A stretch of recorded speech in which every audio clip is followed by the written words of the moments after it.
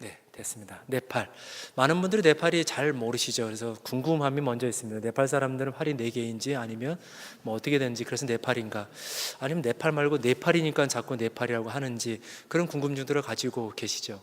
근데 우리가 네팔이라는 나라는 딱 들으면 모르지만 아마 이분은 많이들 아실 거라 생각을 해요. 바로 어몽길 대장이라고 하는 좀 유명한 사람입니다.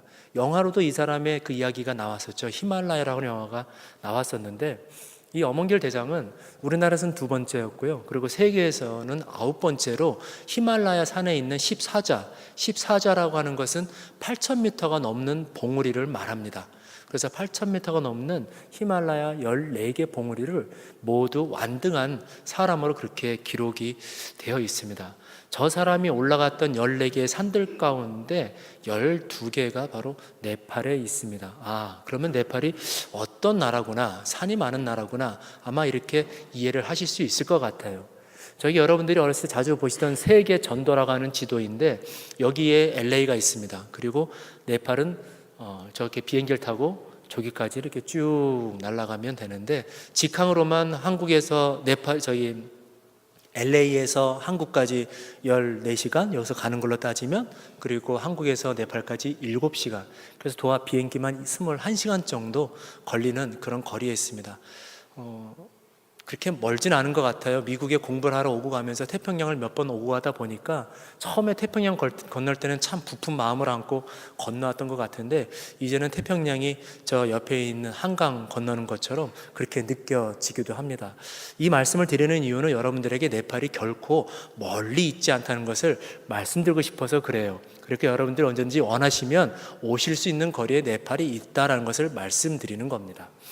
네팔이라는 나라는 저렇게 생겼습니다. 우리가 자주 먹는 커다란 식빵처럼 동서로 길게 생겼죠. 네팔 사는 사람들은 3천만 명 정도예요. 미국의 인구가 전부 몇 명인지 아세요? 3억이 넘어갑니다. 3억 한 1,200만 명 정도 되는 아마 인구가 미국에 있는 걸로 알고 있는데, 그 10분의 1 정도가 지금 네팔 인구고요. 그리고 네팔의 수도는 카트만두라고 하는데, 많은 분들이 여기서 무릎을 탁 치시더라고요. 아, 그래서 네팔이구나. 만두가 도대체 얼마나 크면 한 팔로 못 먹고 두 팔로 못 먹어서 네 팔로 먹어서 카트만두구나라고 하시는데, 다른 데서는 많이들 웃으셨는데 저희 윤영교회는 우리 담임 목사님이 워낙 출중하셔서 이 정도 가지고는 어린 반푼어지도 없는 것 같아요. 동서로는 길입니다. 동서는 약 885km 정도, 마일로 따지면 한 500마일이 조금 넘는 거리인 것 같고요. 그리고 남북으로는 가장 먼 곳이 190km 정도, 약 100마일 좀 넘는 그런 크기입니다. 그래서 네팔에는 작은 나라이고 인구도 3천만 명밖에 안 되지만, 저 안에는 무려 125개나 되는 크고 작은 부족들이 모여 있습니다. 그리고 사용하는 언어는 123개 언어가 있죠. 저는 네팔에 가서 네팔어를 사용합니다. 네팔어로 제 이름은 유승재입니다를 말씀을 드리면 메로남 유승재호 이렇게 이야기를 하죠. 그런데 이 언어 가지고 보통 다 통하긴 하지만, 때때로 깊은 산속이나 아니면 어떤 부족 마을에 들어가면은 그 사람들의 말로만 이 사람들이 대화하는 경우도 종종 있습니다. 그래서 네팔에는 123개의 언어가 아직까지도 존재하고 있다는 것. 네팔이라는 나라가 크기가 어느 정도인지 잘 구분이 안 오시면, 지금 저게 미국이라고 하는 지도인데 파란 선으로 되어 있는 게 네팔의 지도 크기예요. 그러니까 캘리포니아랑 비교해 보면, 캘리포니아가 남쪽으로 한 1200km 정도, 그 다음에 동서로 가장 넓은 데가 한 480km 정도 됩니다. 알고 계셨어요? 네, 구박사에게 물어보면 다 알려줍니다. 구박사는 저기 그 산호세에 거주하고 있는데 아주 유명하신 분이죠. 얼마 전에 거기서 총격 사건이 나서 좀 그렇긴 했지만, 어쨌든 구박사에게 물어보면 잘 나와요. 아직도 구박사가 누군지 궁금해하시는 분은 나중에 알려드리겠습니다. 그래서 저 빨간 선이 이제 캘리포니아고요. 그리고 이제 파란 선이 네팔인데, 한 2분의 1 정도, 3분의 1 정도 크기가 아마 네팔이 캘리포니아의 그 정도 크기 된다고 보시면 될 것 같습니다. 한국에서 가장 높은 산은 무슨 산이죠? 한국에서 가장 높은 산은? 여러분들의 기억을 일깨워 드리겠습니다. 한국을 떠나신 지 오래되었을 때. 저기 보이는 저 산이 백두산이라고 하는 산인데 2750m예요. 한반도에서. 그리고 미국에서 가장 높은 산은 어디일까요? 네. 미국에서 가장 높은 산은 알래스카에 있는데 6,000m가 넘습니다. 그런데 이 북미 대륙에 있는 산 중에서 가장 높은 산은 감사하게도 여러분들이 살고 있는 이 캘리포니아주에 있습니다. 세콰이어 국유림 근처에 있는 산인데 바로 마운틴 휘트니라고 그래서 발음 좋죠. 휘트니 산이라고 그래서 4,421m가 바로 이 북미 대륙에서는 가장 높은 산이라고 합니다. 그러면 네팔에 있는 가장 높은 산은 몇 미터일까요? 예, 맞습니다. 8,848m가 바로 에베레스트라는 산인데 저 산이 바로 저희 동네에 있어요. 할렐루야. 네, 저는 이런 자부심을 갖고 삽니다. 세계에서 가장 높은 산. 어떤 사람들은 그렇게 이야기를 해요. 우리가 복음을 전하는데 땅끝까지 이르러서 복음을 전해야 한다. 근데 사람은 다 자기 중심으로 살아가는 것 같습니다. 예루살렘에 살고 있는 사람들은 우리가 바로 땅끝이다라고 이야기를 해요. 왜냐하면 예루살렘에서 복음이 출발했기 때문에 결국 그 복음이 돌아오는 그곳 예루살렘이 바로 땅끝이다라고 이야기를 합니다. 브라질에 가 있는 선교사님들은 브라질이야말로 진정한 땅끝이다라고 이야기를 합니다. 왜냐? 한국에서 굴을 파고 거꾸로 뚫고 나가면 바로 그쪽 동네로 나오거든요. 그러니까 한국 기준으로 우리 브라질이 땅끝이다라고 이야기를 합니다. 그런데 네팔에 살고 있는 저는 네팔이야말로 땅끝이라고 이야기를 하죠. 왜일까요? 수직으로 땅끝이 바로 저곳이기 때문입니다. 언젠간 저도 저곳에 올라가서 저 꼭대기 땅끝에 성경책을 하나 묻어두고 좀 오는 날이 있기를 바라는데 쉽지는 않을 것 같습니다. 왜 쉽지 않은지는 이 말씀의 말미에 말씀을 드리도록 할게요. 네팔의 히말라야 산을 전체적으로 보면 저렇게 생겼습니다. 안나푸르나라고 하는 레인지인데 날씨가 좋은 날에는 저런 산이 참 멋있게 보이죠. 근데 네팔이라고 해서 산만 있는 것은 절대로 예요. 예, 산도 있습니다. 저렇게. 그래서 좀 더 가까운 데서 찍은 산이고요. 그리고 이 사진은 이제 제가 직접 올라가서 찍은 산인데 해발 4,100m에 올라가서 이제 찍은 사진입니다. 아까 말씀드렸던 휘트니산 정상 좀 못 미쳐서 올라갔으니까 제법 많이 올라갔죠. 저 산을 저희 큰아들이 8살 때 함께 올라갔습니다. 그러니까 여러분들 가운데서도 자기 자녀에게 세계를 좀 품고 용기를 심어주고 극기를 심어주고 싶다 하시는 분은 아들과 함께 네팔을 꼭 오시면 제가 저곳으로 안내를 해드리도록 할게요. 아멘? 네. 저렇게 산만 있는 것이 아니라 봄이 되면 가을이 되면 저 유채꽃이 이렇게 끝없이 펼쳐진 곳이 있기도 합니다. 여러분들 가운데는 아마 신혼 시절에 저곳에 가서 이렇게 구르면서 남편에게 아내에게 나 잡아봐라 잡히면 죽인대 뭐 이런 얘기를 하셨던 분들 있을런지 모르겠습니다. 카트만두는 여전히 한국의 한 80년대 수준인 것 같아요. 지난 2월 달 기준에 발표에 세계에서 공기가 가장 더러운 곳이 바로 어디로 나왔을까요? 예, 맞습니다. 여러분들은 공부를 잘했을 것 같아요. 왜냐하면 출제자의 의도를 파악하고 대답을 하는 학생이 사실은 공부를 잘하는 학생입니다. 네팔에서 온 선교사가 카트만두 사진을 보여주면서 세계에서 공기가 가장 더러운 도시가 어디일까요? 물을 때 그 도시가 워싱턴이겠습니까? 아니면 뭐 다른 동네이겠습니까? 카트만두, 1위가 카트만두였고 2위가 뉴델리, 3위가 아쉽게도 서울로 나왔습니다. 그래서 저는 LA를 떠나게 되면 서울이 됐든 카트만두가 됐든 공기가 더러운 곳을 갈 수밖에 없어요. 괜찮으시면 집에서 쓰다 남은 마스크라도 있으면 저희 가실 때 주시면 저희가 잘 쓸게요.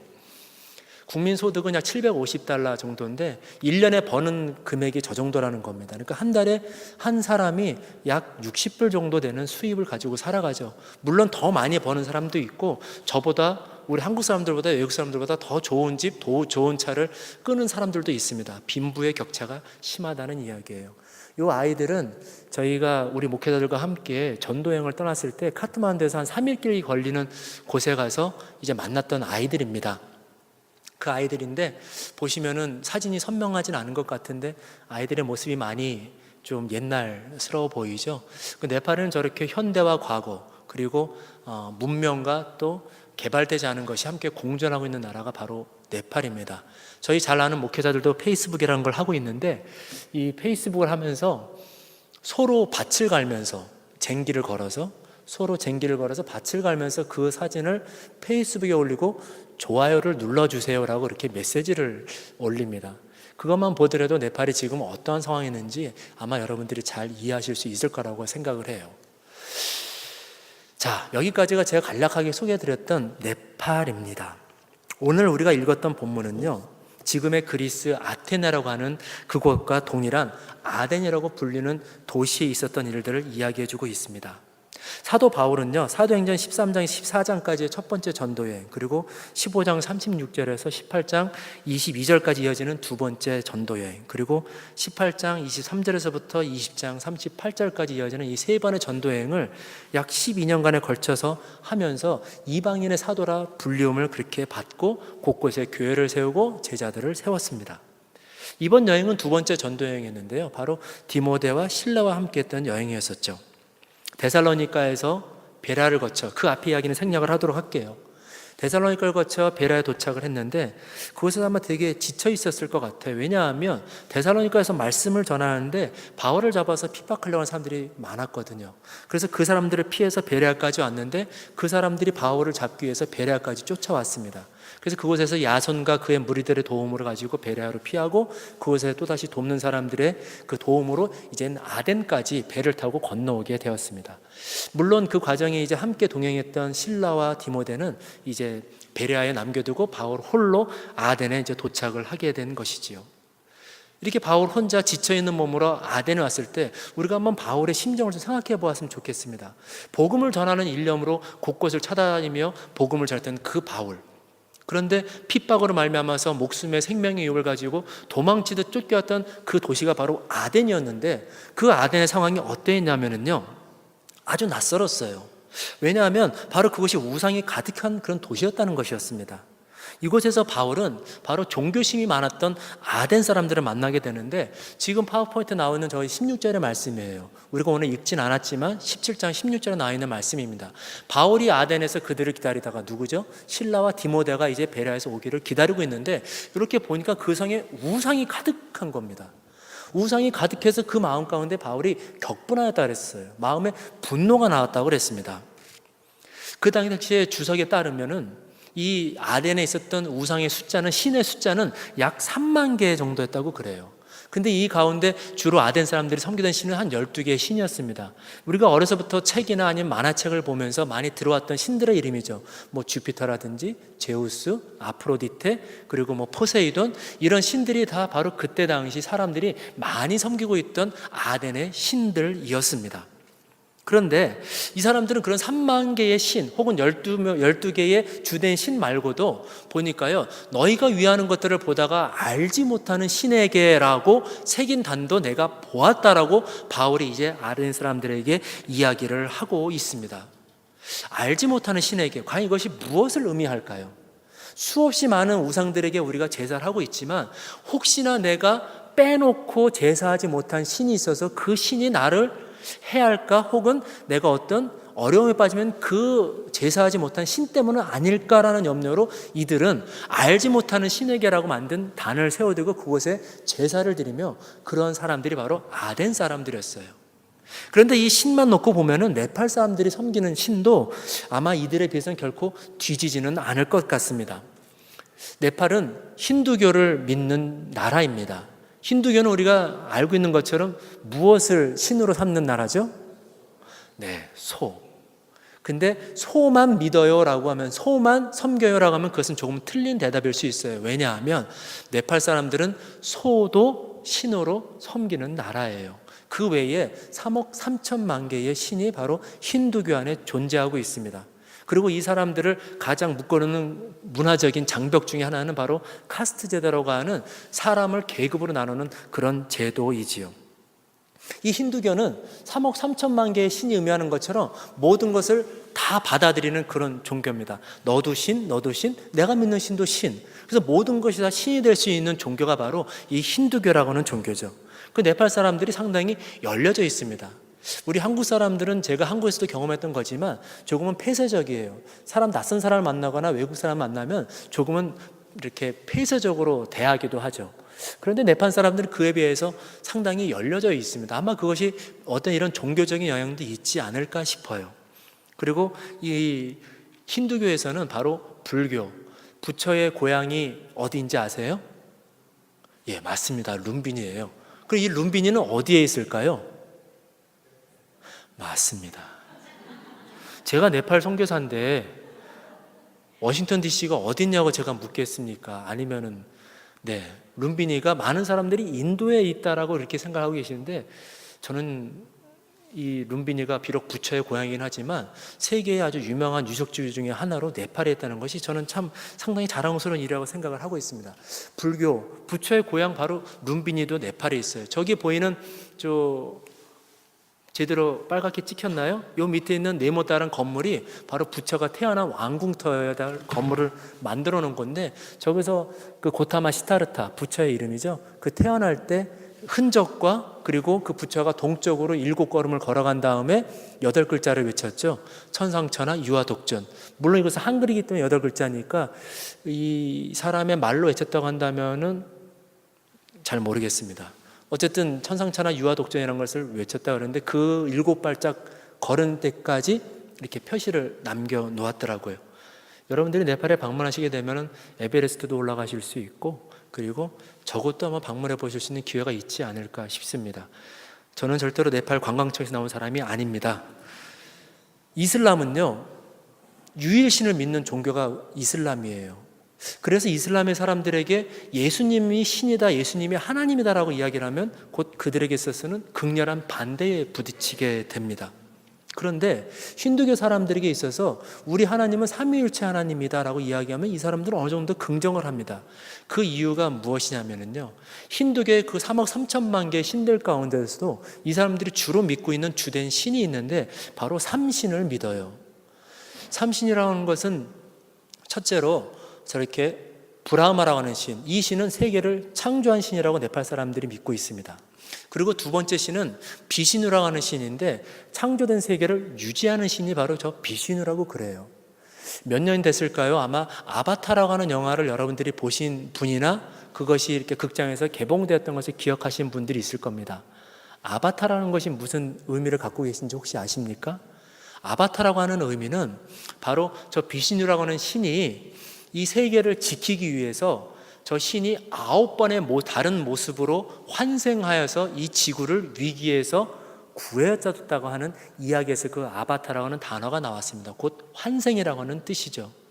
그래서 이야기를 보면 이 지구에 홍수가 났을 때 저 비시누라고 하는 신이 거북이와 물고기와 난쟁이로 환생해서 이 지구를 구했다라고 그렇게 이야기를 합니다. 그리고 또 지구에 악마가 나타났을 때는 9번째 환생이었죠. 라마라고 하는 왕으로 환생해서 이 지구를 또 구했다고 그래요. 그리고 저 비시누가 9번째, 아까는 7번째였고 왕이 9번째로 환생한 사람이 바로 고타마 시타르타, 부처라고 합니다. 그래서 힌두교 사람들은 부처, 즉 불교도 다른 별도의 종교가 아니라 힌두교의 한 종교라고 그렇게 생각을 하고 있어요. 근데 10번째 환생은 아직 나타나지 않았는데, 여러분, 10번째 환생은 혹시 무엇인지 짐작하실 수 있으시겠어요? 예수? 예수는 아닌데 비슷한 생각을 가지고 있습니다. 이 힌두교 사람들이 가지고 있는 비시누 신의 10번째 환생은 백마를 타고 나타나는 왕인데, 그 왕이 나타나면 이제 세상에 종말이 온다고 그렇게 믿고 있습니다. 아직 9번째 아바타는 나타나지 않았다고 그래요. 그러니까 우리가 가지고 있는 성경에서 발견될 수 있는 여러 가지 이야기들과 상당히 흡사한 면들이 많이 있는데, 왜 흡사한 면들이 많은지는 조금 이따가 말씀을 드리도록 할게요. 그 신들 가운데 세 번째 신이 있는데 시바라고 하는 신입니다. 절대로 제가 여러분들한테 다른 말을 하는 게 아닙니다. 시바, 신의 이름이에요. 근데 저 시바는 파괴를 담당한 신입니다. 모든 것이 창조가 있으면 파괴가, 즉 끝이 있는데 그 끝, 파괴를 담당하는 신이 바로 저 시바라고 하는 신인데, 저 신은 가장 많은 사람들이 섬기는 신이 바로 저 신이에요. 왜냐하면 파괴가 있고 난 다음에 비로소 다시금 재창조가 이루어진다고 하는, 즉 힌두교의 사람들이 믿고 있는 윤회 사상이 저기서부터 비롯되어지기 때문이죠. 그리고 다른 신들과 달리 다른 신들도 다 부인신이 있습니다. 부인신이 있는데 이 사진만 이 신 걸 보여줬는데, 저 시바 옆에 있는 부인신이 깔리라고 하는 여신인데 바로 시바의 부인신이에요. 그런데 이 두 신이 담당한 것이 어떤 것을 담당하냐 하면 다산의 축복을 주는 신으로 사람들이 믿고 있습니다. 그래서 결혼을 하고 나면 바로 저 신전에 가서 사람들이 제사를 하죠. 자녀를 많이 낳게 해달라고. 그런데 다산이라는 것이 꼭 사람에게만 해당되는 것이 절대로 아니라는 거 아시죠? 다산이라는 것은 짐승에게도, 동물에게도, 그리고 저들이 짓고 있는 농사에 있어서도 풍요로운 그 추수를 기원하기 위해서는 다 저 신에게 가서 사람들이 제사를 합니다. 제가 여러분들에게 이 신들의 이야기를 말씀드리고자 하는 것은요, 이 우상들이 결코 사람들의 생각 속에서 나온 신들이 아니라는 거예요. 이스라엘 백성들이 애굽에서 출애굽한 다음에 이스라엘 광야 40년을 거쳐 가나안으로 들어갔습니다. 하나님께서 이스라엘 백성들에게 명령하셨던 것은 딱 한 가지였어요. 가서 절대로 뭐 하지 마라? 우상 숭배하지 마라. 내 계명을 지키고 나를 떠나지 마라. 나를 버리지 마라. 그 말씀 한 가지를 이스라엘 백성들에게 계속해서 반복적으로 말씀을 해 주셨습니다. 그런데 이스라엘 백성들이 가나안에 머무는 약 400년의 기간 동안 이스라엘 백성들은 너무 쉽게 하나님으로부터 돌아섰어요. 돌아서게 된 이유가 무엇일까요? 바로 가나안 땅에 남아있던, 그들이 다 진멸하지 못했던 가나안에 존재하고 있던 그 우상들, 그들의 신들, 그들의 종교를 완전히 몰아내지 못했기 때문인데, 바로 그들이 섬기던 신이 어떤 신이냐면은 바알과 아세라라고 불리는 신들이었습니다. 바알 신은 남신이죠. 바로 요놈입니다. 그리고 아세라라고 하는 신은 여신이었습니다. 바로 여기 나오는 이 여신을 상징합니다. 가나안 사람들이 이 신들에게 바알과 아세라 신에게 제사할 때, 특히 여신이었던 아세라 신에게 제사할 때는 상당히 음란하게 제사를 했습니다. 지금도 발견되는 유적지 가운데에 그들의 신전은 어떤 모양이었냐 하면은요, 그 신상이 가운데 자리 잡고 양옆으로 바로 방이 있었는데, 그 방이 그곳에서 제사한 사람들이 신전 창기들과 더불어 교접하던 그런 방이었다고 그러죠. 근데 신기하게도 그 방에는 지붕이 없었다고 그럽니다. 왜요? 하늘에 있는 바알과 아세라 신이 그 사람들이 와서 제사하고 교접하는 모습을 보고 자기들도 마음이 동해서 자기의 부인과 동침할 때 구름으로 가리고, 구름으로 가려지게 되면 곧 비가 내리고, 비가 내리면 땅에 소산물이 풍성해진다는 축복의 개념을 가지고 바로 그러한 제물과 의식을 행했기 때문입니다. 음란이라고 하는 것은 사실 우리에게 너무도 쉽게 빠르게 찾아오는 그런 제약 가운데 하나이죠. 너무나도 쉽게 찾아옵니다. 이스라엘 백성들이 바로 가나안 땅에 들어서 그렇게 쉽게 무너질 수밖에 없었던 이유 가운데 하나가 바로 이것 때문이라는 거예요. 그래서 아덴에 존재하고 있었던 그 신들 한번 보면은, 시바라고 하는 신은 남신이었고요, 깔리라고 하는 여신은 힌두교에서 지금 여신입니다. 두 신이 바로 부부신이죠. 다산을 상징합니다. 저 신전을 가보면 지금도 처마 밑에 아주 음란하게 새겨진 그런 조각들이, 저 신전에 이 처마를 받치고 있는 기둥들이 바로 그러한 형상들로 채워져 있습니다. 그런데 그 신이 바로 그리스, 즉 아덴 사람들이 섬기던 신들 가운데는 아도니스라고 하는 남신과 아프로디테라고 하는 여신이 있었는데, 바로 이 두 신이 부부의 신이었었어요. 즉 이 이야기는 무엇을 뜻하냐면, 아덴 사람들도 역시 그들의 신을 섬길 때에 음란한 방법으로 그들의 신에게 제사하고 제물을 바쳤다는 것이죠. 그리고 이 아도니스와 아프로디테는 어디서 비롯되었냐면, 바벨론 제국을 거쳐오면서 그 따라 내려왔던 바로 가나안의 바알과 아세라 신, 즉 바알과 아세라 신의 원형이 될 수 있는 니므롯이라고 하는 그 노아의 자손 가운데 구스의 아들이었던, 세상의 가장 큰 용사라고 불리는 창세기 10장에 나오는 그 니므롯이라고 하는 그 사람을 사람들이 신으로 추앙하기 시작하면서 그의 부인신 이렇게 내려와서 바로 니므롯과 아세라, 아스타롯이라고 불리는 그 신이 지금 우리 힌두교에서 말하는 남신과 여신의 원형이 되고 있어요. 그렇기 때문에 여러분들께서 특히 네팔의 힌두교를 위해서 강력하게 기도해 줘야 될 이유가 바로 이것입니다. 하나님께서 창세기에서부터 말씀하셨던, 출애굽기를 거쳐서 말씀하셨던, 바로 이스라엘 백성들이 음란하게 섬기며 우상을 섬기며 하나님께로 돌아설 수밖에 없게 만들었던 그 신들이 지금 어디로 내려오고 있냐면 바로 힌두교로 내려오고 있고, 지금 세계에서 가장 큰 영향력을 행사하는 종교가 저는 힌두교라고 생각을 해요. 각 곳곳에서 테러를 일으키는 IS 아닙니다. 혹은 불교? 그것도 아니라고 저는 생각을 해요. 여러분들 주위를 한번 둘러보십시오. 곳곳에 걸려진 요가, 여러분들 요가가 무엇인지 혹시 아십니까? 여러분들 가운데 혹시 그쪽과 관련된 일을 하고 계신 분이 있다면 저를 잠시 용서해 주시기를 바랍니다. 요가라고 하는 것 자체가 바로 힌두교의 사제들이 신과 같이 되기 위해서 수행하는 것들을 요가라고 하는데, 요가의 그 근본을 알게 되면 우리는 요가를 하기가 참 꺼려집니다.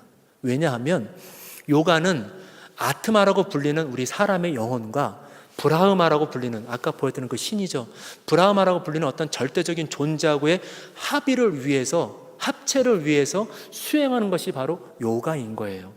그래서 요가를 하게 되면 정자, 가부좌를 틀고 단전호흡 같은 것을 하면서 시작을 하죠.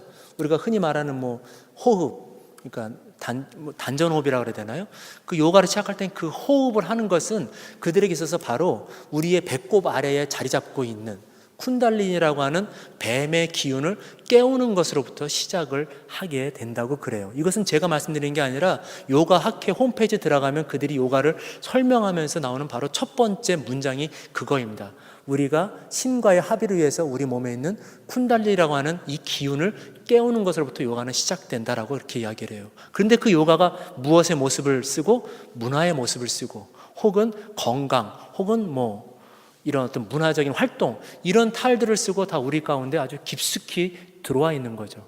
우리가 그것을 하다 보면 우리 자신도 모르게 우리의 영과 우리의 생각들이 어떻게 보면 망가지게 되는 그런 영향을 받게 될 수도 있다는 겁니다. 그뿐만이 아니죠. 음악 치료, 향기 치료, 명상 이런 것들, 특히 미국 사람들이 많이 좋아하는 명상센터 이런 것들, 그 모든 것들이 다 힌두교에서 비롯되어진 것들이라고 여러분들이 이해를 하시면 여러분들이 지금부터 저희 네팔과 힌두교를 위해서 아주 강력하게 대적하면서 기도해야 될 분명한 제목이 되지 않을까 싶어요. 네팔 사람들은 상당히 아주 종교적이죠. 저기 보이는 것은 이제 사람을 화장하는 모습입니다. 네팔 사람들은 환생을 믿습니다.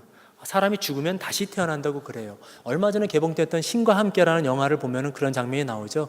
그 주인공이 7번의 모든 그 시험을 다 마치고 이제 마지막에 환생할 수 있는, 다시금 태어날 수 있는 그 문 앞에 서게 됐는데 어느 문으로 들어가는지 영화에서 보여주지는 않았지만 어쨌든 그런 배경을 가지고 만들어진 영화인 것 같아요. 그런데 우리는 환생을 믿지 않습니다. 우리가 믿고 있는 것은 무엇이죠? 우리가 믿는 것은 무엇이죠? 우리는 부활을 믿습니다. 무엇의 부활을 믿나요? 몸의 부활을 믿습니다. 환생이라는 것은 내가 다시 태어날 때 소로 태어날 수도 있고 개로 태어날 수도 있고 혹은 내가 내 아닌 다른 사람으로 태어날 수 있는데 우리의 부활은 내가 죽을 때, 내가 이 세상을 떠날 때 그 모습으로 다시금 주님 앞에서 더욱 영광스러운 모습으로 다시금 일어나는 것이 바로 부활이죠. 우리는 부활을 믿어야 돼요. 아까 우리가 찬양할 때 마라나타 아멘 주 예수여 어서 오시옵소서라고 우리가 찬양했습니다. 여러분, 주님이 정말 오시기를 기다리고 계십니까? 그렇다면 오늘 저녁에 오시기를 기다리십니까? 아까 처음 하면은 100% 하셨는데 두 번째 하면은 한 30%만 하신 것 같아요. 주님 오시길 기다리십니까? 아멘. 오늘 밤에 당장 오시면 좋겠습니까? 잠깐 이제 생각이 조금 들겠죠. 그런데 우리의 신앙은 주님이 다시 오시는 것을 기다리는 신앙, 우리가 주님 다시 오실 때에 부활되어지고 살아서 만나면 더욱 영광이고 죽어서도 부활되어 만날 거라는 그것이 바로 우리의 믿음인 거예요. 그런데 네팔 사람들은 환생을 믿고 있는데 저 환생이 참 재밌습니다. 우리가 이 땅에서 한 것을 가지고 내가 팔자소관을 얼마큼 다 했는가에 따라서 우리의 다음 생이 결정된다는 거예요. 아까 말씀드렸던 카스트 제도가 바로 저기에서 출발을 합니다. 지금 너의 계급은 낮은 계급이야. 그럼 너의 낮은 계급 네가 해야 할 일에 충실하면 너는 다음에 어떻게 태어날 수 있다? 더 좋은 계급으로 태어날 수 있다라고 하는 것이 바로 카스트 제도죠. 그러니까 사람들이 바뀌질 않아요. 바뀌질 않는다는 것은 무엇을 의미하냐면은 내가 지금 더 열심히 공부해서 내가 하고 있는 일들, 즉 내가 청소부면은 청소부가 아닌, 나는 우리 아버지는 평생을 청소부로 사셨지만 나는 청소부가 아닌 변호사가 될 거야, 군인이 될 거라는 생각을 하질 않아요. 왜? 나도 청소부니까. 내가 죽을 때까지 청소부를 해야 내가 다시 환생할 때 비로소 나는 변호사로 태어날 수 있고 군인이 될 수 있는 계급으로 태어나고 내가 다시금 더 좋은 계급으로 태어날 수 있으니까 라고 믿는다는 거예요. 이렇게 가지고 있는 종교적 신념이 얼마나 무섭냐 하면은, 여러분, 우리 한국에 그런 풍습이 있었던 거 아십니까? 이것은 우리 권사님이나 여자 집사님들께는 조금 질문해 드리기 어려운 것 중에 한 가지인데, 예전에 저희 나라에 순장이라고 하는 풍습이 있었습니다. 순장이라고 하는 풍습이 있었어요. 순장이라고 하는 풍습이 무엇이죠? 고려장이 아닙니다. 순장이 무엇이죠? 남편이 죽으면 그 아내가 살아있다 할지라도 남편과 함께 그렇게 매장하는, 장사 지내는 풍습이 바로 순장이라고 하는 풍습이었습니다. 꼭 아내가 아니라 함께 일하던 뭐 몸종이나 여종 이런 종들을 함께 묻었다고, 함께 장사 지냈다고 그래요. 그 이유 중에 하나가 저승 가서도 잘 이렇게 모시라고 하는 이야기였었죠. 우리 집사님들, 남편분들 살아계실 때 잘 섬겨주시기를 부탁을 드립니다 라고 말씀드리면 제가 돌을 맞을 것 같아요. 근데 네팔에도 그런 비슷한 제도가 있었는데 바로 사티프러타라고 하는 제도였습니다. 한 가지만 여쭤볼게요. 여자분들에게만 묻겠습니다. 산채로 묻혀 죽는 것이 나을까요? 산채로 불에 타 죽는 게 나을까요? 죄송합니다. 이런 질문을 드리면 안 되는데 어차피 없을 일이니까 한 가지만 여러분들이 선택하신다면 어떤 걸 하시겠어요? 그것도 남편을 위해서. 그래도 저희 유니온교회 가족 여러분은 그런 대답이 안 나오시네요. 제가 예전에 이 질문을 다른 교회에서 했더니 바로 뒤에서 미쳤어? 그게 바로 나오더라고요. 사티프로타라고 하는 제도는 저 밑에 나와 있는 아래 사진인데 남편이 죽으면 그 아내를 살아있는 채로 남편의 시신과 함께 화장을 시키는 제도였습니다. 그런데 저 사티프로타라는 제도가 아래 계급인 사람들한테는 해당이 안 됐었어요. 누구에게 해당이 됐냐면 높은 계급의 사람들, 즉 귀족들, 만화님들에게만 해당됐던 제도였습니다. 저것을 해야만 죽어서 다시 더 좋은 계급으로, 그때의 죽을 때의 계급으로 태어날 수 있다고 하는 하나의 종교적 신념이었던 거였었죠. 만약에 저것을 거부하거나 불이 탔는데 뜨거워서 떨어지거나 하면 다시 잡아서 올리지 않았다고 그래요. 대신 평생을 불가촉 천민이라고 하는 가장 낮은 계급의 사람들과 함께 살아야 하는 벌이 뒤따랐다고 합니다. 평생을 만화님으로 살아왔던, 귀족 계급으로 살았던 사람들에게 더 견디기 힘든 것은 불에 타 죽는 고통보다 그들과 함께 살아야 한다는 것이 더 치욕이었나 봐요. 내가 죽어서 다시 태어날 때 이런 사람들 같이 다시 태어나야 된다는 것이 더 두려운 일이었었나 봐요. 그래서 많은 사람들이 실제로 남편이 화장될 때 함께 그곳에서 산채로 이렇게 화장을 당했다고 합니다. 자신들의 종교적 신념에 대해서 철저한 사람들이 바로 이 힌두교의 사람들이었어요. 절대로 사랑 때문이 아니었을 것 같습니다. 제 아내는 저를 위해서 아마 사랑 때문에 죽을 수 있을지는 모르겠습니다만 결국 이 사람들도 카스트를 지키고자 하는, 자신들의 종교를 지키고자 하는 그 믿음으로 이렇게 했다는 것이 정말 놀라웠던 것 같아요. 아덴 사람들, 자신들의 종교에 아주 열심히 였습니다. 특히 이 사람들의 습성은 어땠냐면 오늘 말씀을 쭉 보니까 자신들이 모르는 것, 새로운 것, 바울이 전하고 있는 그 새로운 것에 대해서 이 사람들이 상당히 알기를 원했던 것 같아요. 그래서 바울을 데리고 아레오바고라고 불리는 그들이 토론하고 함께 지식을 나눴던 곳으로 바울을 데려가서 계속해서 바울의 이야기를 듣기 시작을 했어요. 어떻게 보면 네팔 사람들의 모습과 비슷했던 것 같습니다. 종교심이 대단하고 좀 다른 걸 다 받아들이려고 하고 혼합주의 성격도 있고 그리고 신으로 섬길 만한 가치가 있으면 받아들이는 거죠. 네팔에서 예수님을 전하면 사람들이 잘 받아들이는데 그 중에 이유가 하나가 뭐냐면 나에게 돈을 벌어다 주시는 저 신이고요, 나를 건강하게 해주시는 이 신이에요. 그 나한테 아기를 갖게 해주는 신은 삼신인 거죠. 우리나라도 삼신 할머니가 있었죠. 그리고 좋은 집을 갖도록 해주는 신은 네 번째 신. 근데 내가 아파서 교회에 갔는데 기도받고 나았다고 한다면 그때부터 예수님은 나를 어떤 신으로 병 고쳐주는 다섯 번째나 여섯 번째 신으로 그냥 그렇게 받아들이는 거예요. 그렇다고 한다면은 이러한 네팔 사람들에게 복음은 어떻게 전해져야 할까요? 어떻게 이 사람들에게 복음을 전해야 하겠습니까? 이 사도 바울의 했던 그 사역에서 여기에 한 답을 얻을 수가 있을 것 같습니다. 사도 바울이 전했던 아데네스의 복음 전도 전략은 상황하는 것이었어요. 그 사람들에게 맞는, 그 사람들이 이해하고 듣고 받아들일 수 있는 방법으로 복음을 전했는데 오늘 읽었던 말씀 28절 보니까 우리가 그를 힘입어 살며 기동하며 존재한다라고 그렇게 바울이 이야기를 했습니다. 그 앞에 바울이 이렇게 이야기를 하죠. 알지 못하는 신에게 너희들이 제사를 했는데 그 알지 못하는 신이 누군지 내가 이야기를 해주겠다. 바로 그 알지 못하는 신은 우리를 창조하신 분이고 만물을 조성하신 분이고 바로 우리에게 생명과 호흡을 주시는 하나님이신데 바로 그분이 하나님이고 그분이 누구냐 하면 우리가 그를 힘입어 살며 기동하며 우리가 존재할 수 있다 라고 이야기하면서 이 이야기를 덧붙입니다. 너희 시인 중에 어떤 사람들의 말과 같이 우리가 바로 그의 소생이다 라고 했어요. 여기 보니까 어떤 시인이 너희 중에 어떤 시인이라고 했는데 이 시인들이 실제로 존재하는 사람들입니다. 주석을 찾아보니까요, 길리기아 시인 아라투스라고 하는 사람의 시가 있었는데 페노메나에 이 구절이 나온다고 그래요. 우리가 그의 소생이다라고. 또 다른 사람 클레안데스라는 사람이 쓴 시에도 똑같이 제우스에게 드리는 찬송이 나왔는데 바로 제우스를 향해서 우리가 당신의 소생입니다 라고 그렇게 시를 적어서 자신들의 신을 칭송했다는 거였었죠. 사도 바울이 했던 전략 가운데 하나가 바로 이거였습니다. 전혀 그 사람들이 알아들을 수 없는 말로 하나님과 예수님을 설명하고자 했던 것이 아니라 그 사람들이 너무도 잘 알고 있었던 그들의 이야기를 가지고 그들에게 하나님을 전하고자 했다는 것. 저는 네팔에서 바로 사도 바울과 같이 이렇게 복음을 전하고 싶어요.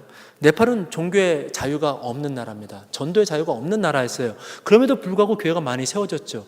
왜 그렇게 됐는지는 참 궁금하고 신기해요. 사람들이 세례를 주다가 감옥에 갇히고 복음을 전하다가 감옥에 갇혔던 것이 20년 전 이야기입니다. 헌법으로 지금 새롭게 만들어진 헌법에 다른 사람을 개종시키거나 개종하려고 하면 이제 감옥에 가는 그런 법이 발효가 됐고 오는 8월부터 그게 또 본격적으로 적용이 됩니다. 그런 나라인데 어떻게 복음을 전해야 될까? 그래서 저는 처음 네팔에 갔을 때 2003년도부터 네팔의 저기 도티라고 하는 시골에 들어가서 학교를 이제 운영을 했습니다. 제가 세운 학교는 아니고 선배 선교사가 세웠던 학교에서 교장 일을 하면서 교장으로 그곳에 머물면서 이제 복음을 전하는 접촉점을 삼았던 거였었죠. 절대로 내가 먼저 가서 교회 와라가 아니라 그들로 하여금 교회를 올 수 있도록 하는 환경을 조성하는 것. 교회 가면 외국인을 만나고 외국인을 만나면 영어를 배우고 그럼 그것이 곧 우리에게 해가 아닌 득이 될 수 있다고 하는 생각들을 이 사람들이 갖게 되는 거죠. 학교가 존재함으로써 그 사람들이 저 사람들이 크리스찬이든 기독교이든 아니면 교회를 하든 상관없이 이 학교가 우리에게 많은 도움을 주니까 우리와 하여금 그곳에 머물 수 있도록 기회를 준 바로 이런 방법들로 복음을 전하다가 바로 네팔에는요 1950년대 첫 교회가 세워졌고 그리고 이 네팔의 종교가 저렇게 힌두교가 80% 되는데 지금은 놀라지 마세요. 세계에서 가장 빠르게 크리스찬의 숫자가 증가하고 있는 나라가 어디일까요? 이제는 공부 잘하는 학생이 갑자기 확 늘어나신 것 같습니다. 제가 네팔 선교사인데 사우디아라비아가 1등이라고 하겠어요? 어디가? 바로 네팔입니다. 이것은 제가 만든 것이 아니고 2013년도에 있었던 그 글로벌 기독교 연구소. 마당발도 넓은데 글로벌이면 오죽 넓겠습니까? 조금 늦으셨지만 어쨌든 감사해요. 웃어주셔서. 그 글로벌 기독교 연구소에서 조사한 것에 따르면 네팔이 해마다 약 10.98% 정도 비율로 크리스찬의 숫자가 가장 빠르게 증가하고 있는 나라라고 그래요. 그리고 두 번째가 중국이고요. 그리고 그 나머지 국가들은 크리스찬 숫자가 워낙 작은 이슬람적 국가들입니다.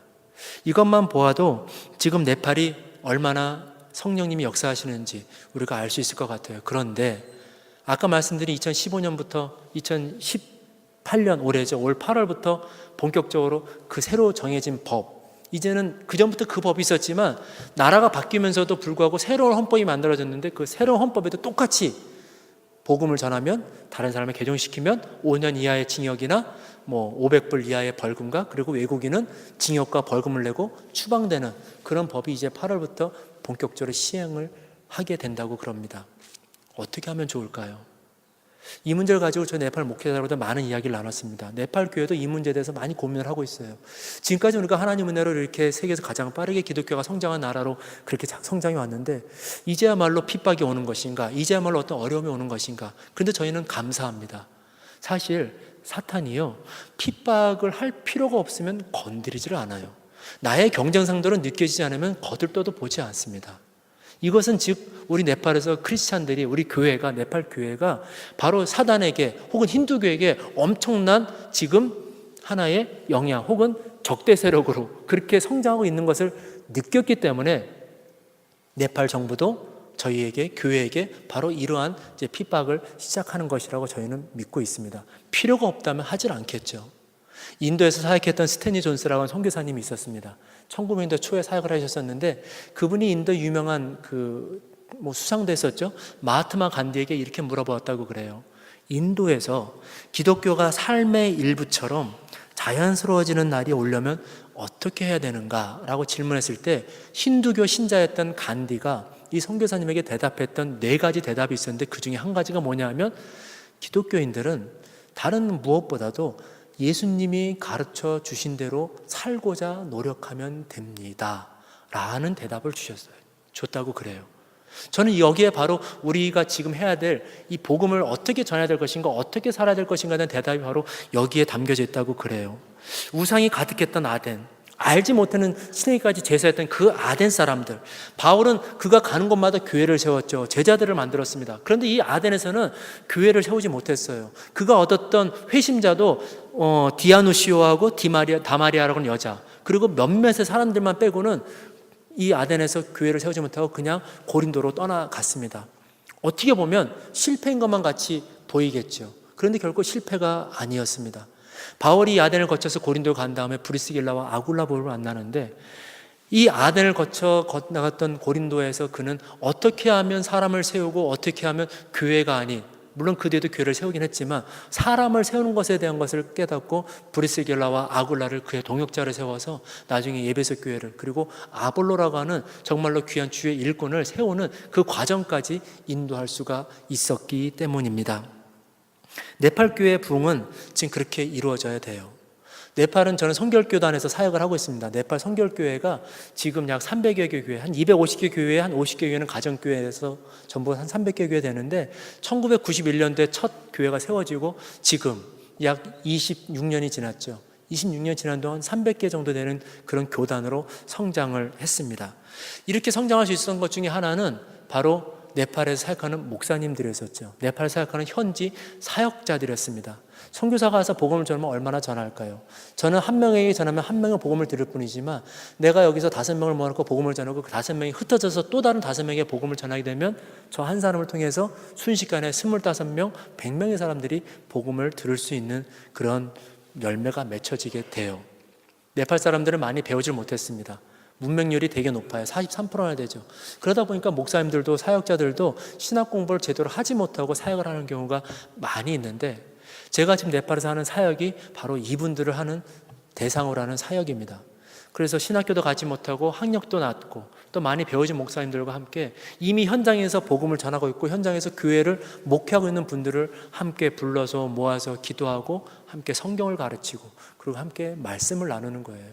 선교사가 직접 가서 하나의 교회를 목회하면 그 하나의 교회만 되겠죠. 그런데 300개 교회의 목사님들을 불러서 그들과 함께 말씀 나누고 되돌려 보내면 바로 그분들 인해서 그분들의 교회가 건강해지고 그 교회에 있는 성도들을 말미암아 그 지역이, 그곳이 있는 그 땅이 변화되어질 줄로 믿습니다. 목회자가 살아야 교회가 산다. 아멘. 네팔에서 하고 있는 이 네팔 목회자 훈련 사역을 위해서 우리 유니온교회 가족 여러분들께서 특별히 기도와 그리고 중보를 애써 주시기를 바랍니다. 제가 지금 사역하고 있는 네팔 목회자 센터인데 2010년도부터 저 사역을 이제 본격적으로 해왔습니다. 바나바 훈련이라는 것과 그 다음에 목회자 훈련, 또 성경 연구, 장학 사역 뭐 이런 사역들을 저곳에서 진행을 하고 있고요. 영국의 유명한 등반가 조지 멀레리라고 하는 사람이 에베레스트 산을 등반하기 위해서 이제 재정을 모으기 위해서 미국에 왔다고 그래요. 미국에 와서 기자회견을 하는데 사람들이 이제 물었답니다. 당신은 도대체 그 산을 왜 올라가려고 합니까? 라고 물었을 때 이 조지 멀레리라고 하는 등반가가 했던 대답이 무엇인지 아십니까? 맞습니다. 왜 올라가려고 해요? 네? 산이 거기 있으니까요. 아마 이 사람은 크게 생각하지 않고 대답했을 대답이었을 것 같은데, 그런데 지금은 이 말이 너무나도 유명해졌죠. 왜 산을 가고자 하느냐? 거기에 산이 있기 때문에. 너무나도 당연한 대답이었지만 이것만큼 확실한 대답이 없었죠. 산을 오르는 사람들에게 있어서. 바울이 왜 아덴에, 그 우상이 가득했던 곳, 알지 못하는 신에게까지 제사하던 그 사람들에게 왜 복음을 전했을까요? 바로 그곳에 복음을 들어야 할 사람들이 있었기 때문입니다. 왜 우리가 매 2달마다 선교지에 있는 선교사한테 기도 편지를 받아가면서 왜 기도하고 왜 그곳으로 우리가 선교사를 보내고 있을까요? 바로 그곳에 선교사가 가야 하기 때문에, 바로 그곳에 복음을 들어야 하는 영혼이 그곳에 있기 때문입니다. 왜 제가 네팔에 있을까요? 하나님께서는 저를 통해서 그 누군가가 복음을 들어야 하기 때문에 저를 중국도 아닌, 소련도 아닌, 이제 소련은 없죠, 러시아도 아닌, 멕시코도 아닌, 브라질도 아닌 네팔로 하나님께서 저를 보내주셨고, 저를 통해서 복음을 들어야 될 사람들에게 찾아가서 복음을 나누고 그들을 훈련하고 그들을 양육할 수 있도록 하나님께서 저를 네팔로 보내주셨다고 하는 거예요. 복음을 듣는 사람들이 있다는 것, 곧 생명을 얻어야 하는 사람들이 있다는 것이죠. 환생을 얻어야 되는, 환생을 해야 하는 사람들로 하여금 무엇을 하도록? 부활을 하고 영생을 얻도록 하는 그 사역이 바로 저와 저희 가정에게 주어진 사역입니다.